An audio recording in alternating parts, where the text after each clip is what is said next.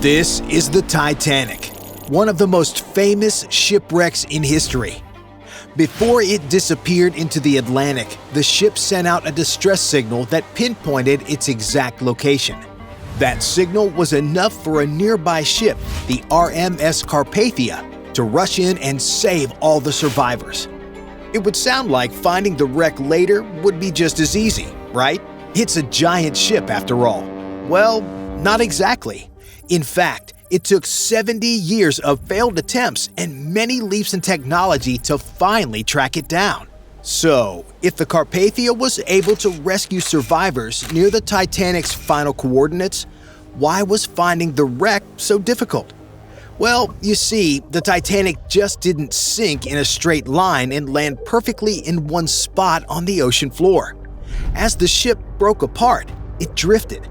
The currents carried the parts of the ship far from where it initially went under, and by the time the wreck hit the seabed, it was miles away from the coordinates that had been sent out in those final distress signals. And there's the depth. Just think about this. The deepest point in the oceans known to man is 35,814 feet below sea level, called Challenger Deep, and is located somewhere between Guam and the Philippines. As for the Titanic, it ended up nearly 13,000 feet below the surface of the Atlantic Ocean, almost 2.5 miles deep. You could fit nearly half of Mount Everest in that space. But in 1912, technology just wasn't capable of reaching those kinds of depths. It may be hard to imagine now, but back then, the ocean floor might as well been on another planet. Because of this, early search attempts were doomed to fail, because we weren't just looking for a needle in a haystack. We were trying to find a moving needle in a haystack the size of the Atlantic Ocean, and only the ability to check the top half of said haystack. But time kept moving, and technology kept advancing, and the dream of finding the Titanic never truly died. It was just waiting for the right moment to come to life again. Decades would pass, and finally, someone would pick up that dream and run with it. Or at least try to. Fast forward more than 40 years after its disappearance. World War II had come and gone, and new technology, specifically sonar, was beginning to reshape how we explored the sea. But for all the advances, no one had seriously searched for the Titanic since that fateful night. The first serious attempt to find the Titanic happened in July 1953 by a company called Risdon Beasley Limited. And you won't believe what they tried. Dynamite. Yes, as in explosives. Their idea was simple in theory. By setting off controlled explosions in the water, they hoped to send shock waves down to the ocean floor. The echoes of the shock waves would then bounce back, revealing the Titanic's location. Well, at least that was the plan. Unfortunately for them, there was a major flaw, and that was the fact that sonar technology was still very much in its infancy. It was unable to know the difference between man-made objects and regular ocean floor, and wasn't precise enough to give them the clarity they needed to pinpoint the Titanic's exact location. The expedition? A bust. The company found no trace of the Titanic, and the dream of discovering the legendary ship remained out of reach. Following this were other attempts that also came up short. Where exactly was this ghost ship? It was almost as if the Titanic didn't want to be found. Another 20 years rolled by, and a new era of deep-sea exploration dawned. With it came one man who would refuse to give up no matter what obstacles stood in his way, and his name was Robert Ballard. Robert was a man with one dream: to find the Titanic. Some even said he was obsessed. Unlike Risdon Beasley Limited, Robert didn't rely on explosives, guesswork, and most certainly not luck. No, he believed in using cutting-edge technology, the kind that was emerging in the 70s. He waited for the right moment, and what he believed was the perfect time finally came. Robert's first major attempt launched in 1977, and it wasn't some half-hearted attempt. Funded by the Woods Hole Oceanographic Institution, where Ballard was based, this attempt cost hundreds of thousands of dollars, but it didn't go as planned. He brought with him the best sonar and camera systems of the time, though technical failures plagued his mission early on, forcing him to halt the search before he even got close to the Titanic. For anyone else, this might have been the end of the story, but Ballard's passion for finding the ship wasn't just about uncovering a wreck. It was about solving a mystery that had haunted him for years. And it wasn't until the Cold War and a surprising twist in military technology that his dream would spring back to life. But before he could attempt again, there was one more person who would throw their hat into the ring. And that someone was Jack Grimm, whose eccentric expeditions would push the boundaries of what people thought was possible. If Ballard was the focused scientist, Grimm was an adventurer, a free spirit. In simpler words, Jack Grimm was all pure vibes. In the 1980s, Grimm, a wealthy oil tycoon, funded multiple Titanic expeditions. He brought in sonar technology, sure, but unlike Ballard, who focused on precision and strategy, Grimm's expeditions were a mix of serious science and, well, bizarre theatrics.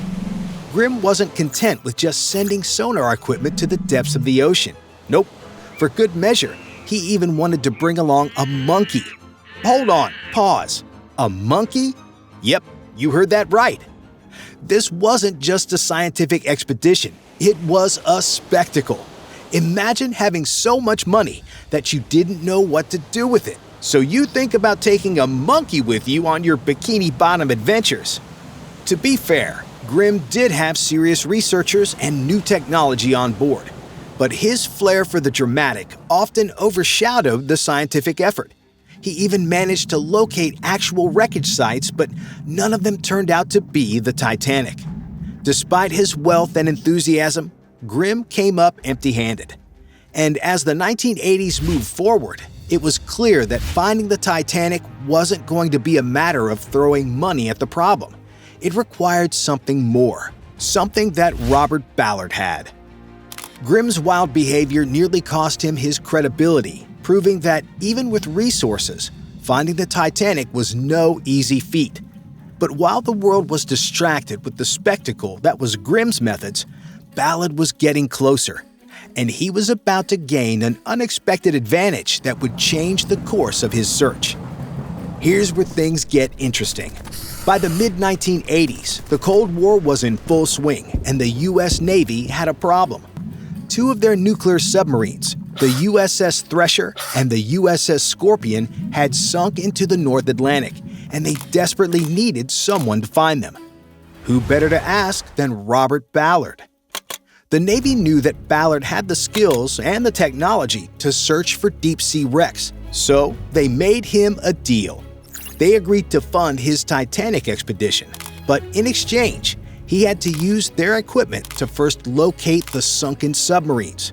For Ballard, this was a win-win. He'd get access to military technology like deep-sea submersibles and advanced sonar systems while fulfilling his lifelong dream. And here's the twist. While Ballard was searching for the subs, he had an epiphany. He realized that everyone before him had been searching for the Titanic itself, when they should have been looking for the debris field, the scattered wreckage from the ship breaking apart. If he could find that, he could sniff out a trail that could find him the main wreck. The debris, scattered over a wide area, would act like a path of breadcrumbs, leading him directly to the Titanic's final resting place. The U.S. Navy, which had funded his expedition under the guise of searching for the Titanic, allowed Ballard mere days to use their equipment for his actual mission. The clock was ticking. But Ballard's understanding of ocean currents and how the Titanic would have disintegrated upon sinking helped to guide him. And lo and behold, this insight led to a chapter that involved a race against time. Ballard partnered with the French Oceanographic Institution, which brought advanced sonar mapping techniques to the table. The idea was simple: focus on finding the debris field first, and everything else would follow.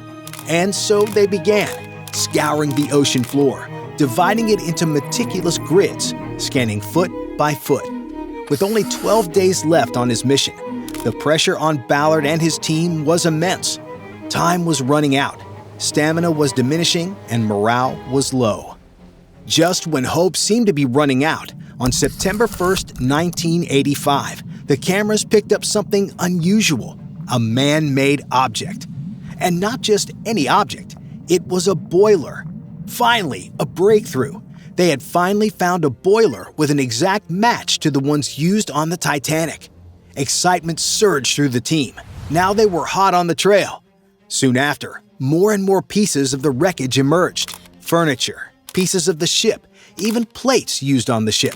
Following the debris field, they finally reached the most significant sight of all, the ship's massive hull lying in two pieces on the ocean floor, 3,300 feet from previous search zones. The Titanic, which had eluded explorers for decades, was finally found. Its final resting place was deeper than anyone had anticipated, buried under miles of dark water and mud. Also, in case you were wondering, yes, Ballard found the subs he was tasked to find by the Navy. Though the Titanic had broken apart, many artifacts and parts of the wreck were surprisingly well preserved. Ballard and his team had done it. They had solved one of the greatest mysteries of the 20th century. The question now was what should be done with the Titanic now that it was found? Should it be left untouched as a gravesite for the thousands who perished to honor their memory? Or would it be better preserved in a museum for future generations to never forget the most tragic sinking in history? What do you think? Bye for now.